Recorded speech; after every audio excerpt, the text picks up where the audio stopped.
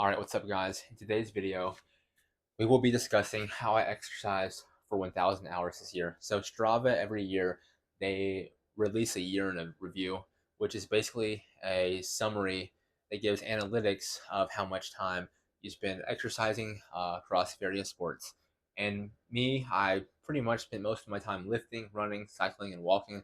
I did a little swimming, but it was effectively negligible. So so I'll be showing you guys how my 1,000 hours of exercise was broken down this year.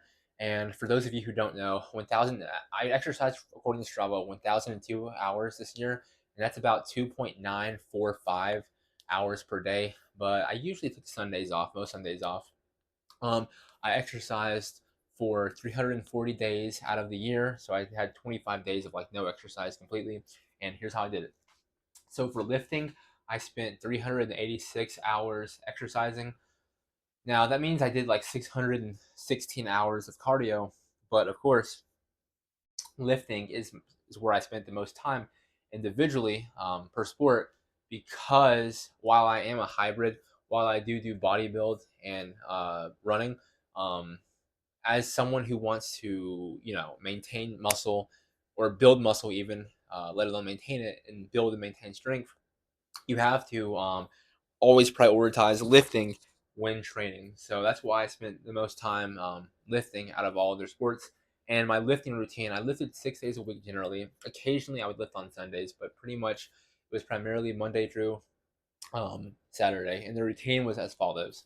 So Monday, I would generally do heavy shoulders, heavy traps. Tuesday was heavy lats and heavy biceps. Wednesday was heavy chest and heavy triceps. Now Thursday, I would do high volume lats and I would do high volume shoulders. So I wanted to get bigger lats and bigger shoulders because I was preparing for a bodybuilding show. I didn't end up doing it, but I was preparing for a bodybuilding show. I was going to do men's physique and classic physique, so I wanted bigger shoulders and lats. So Thursday was high volume lats, high volume shoulders. Friday was high volume biceps, high volume triceps. And Saturday, I would do, or no, excuse me, Friday morning would be high volume biceps, high volume triceps.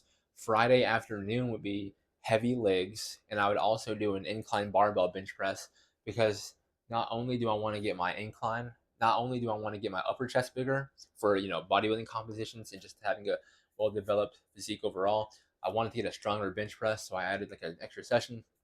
And on Saturdays, I'd go to a different gym because they had heavier dumbbells, and I would do an incline dumbbell bench press, and I would do like this lat machine they had. So pretty much extra lats. So that was my lifting routine that I effectively did all year. Number two, running. I spent 254 hours running. I ran 1,820 miles. And what's interesting about this is I've actually spent most of the year, or a good portion of the year, injured. I didn't run at all in September. I really didn't run in August. So yeah, from honestly, I'd say July July to like September, I did not run at all, and then I picked it back up, but I kept getting injured. So I'd say I haven't ran for like I didn't run for 3 months out of the entire year. I say maybe three and a half. I didn't run from anywhere from 3 to 3.5 months in the entire year. So I'm pretty happy with that. I got 1,820 miles, which is less than last year, but still good considering I spent a lot of time injured. As far as the routine goes, I peaked at like 70 miles a week this year, I believe, before I got injured. I got injured from cycling, it wasn't from running. Um, I would generally run 6 days a week. I would take Tuesday off just because it made sense with my schedule with work and whatnot. But I would always run after I lifted. So no matter what, again, I was prioritizing lifting. And in order to lift heavy and build muscle, build strength, in my experience and in my observation of others, you effectively always have to lift before you run or lift before you do any sort of cardio. Doing cardio prior to lifting is going to hinder your lifting substantially. It doesn't matter if you have like a long break in between sessions. So like let's say you do cardio at 7 a.m. and you eat 3,000 calories or 4,000 calories even of quality food and you lift at 7 p.m. Your lift is still going to struggle even though you ate properly. And I'm not sure what the science is behind it, but not only have I observed this phenomenon in myself, but I've observed it in others. So if anyone's interested in doing cardio, but you're afraid of like losing strength and muscle, always lift before you do cardio. All right. Number three is cycling.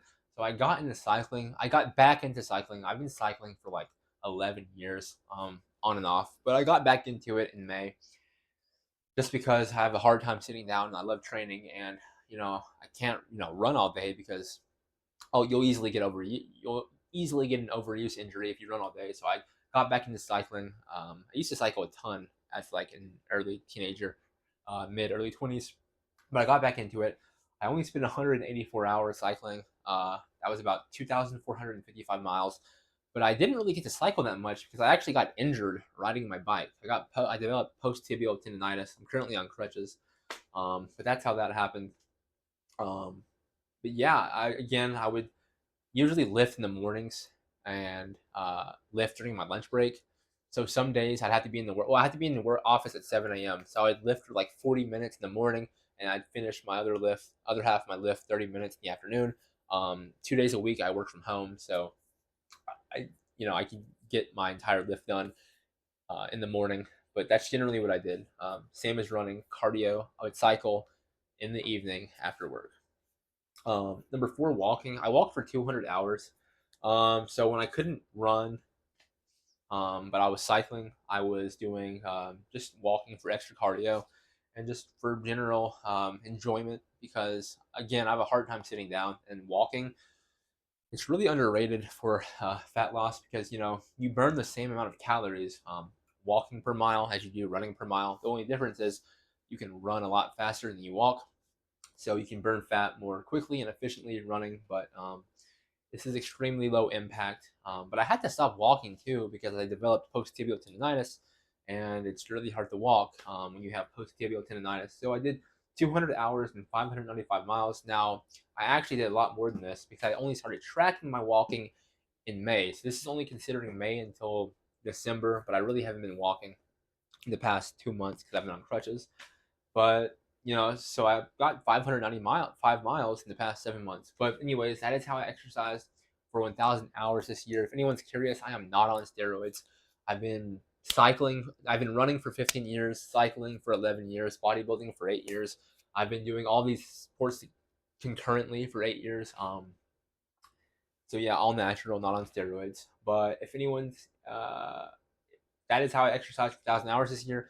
If anyone's interested, I offer coaching. The link's in the bio. How to bodybuild, how to get shredded, how to get jacked, how to bodybuild and run concurrently, how to do all the good stuff. If you're interested, the link's down there below. And that's all I've got for you guys today. If you liked the video, leave a like and subscribe, and I will see you in the next one. Peace.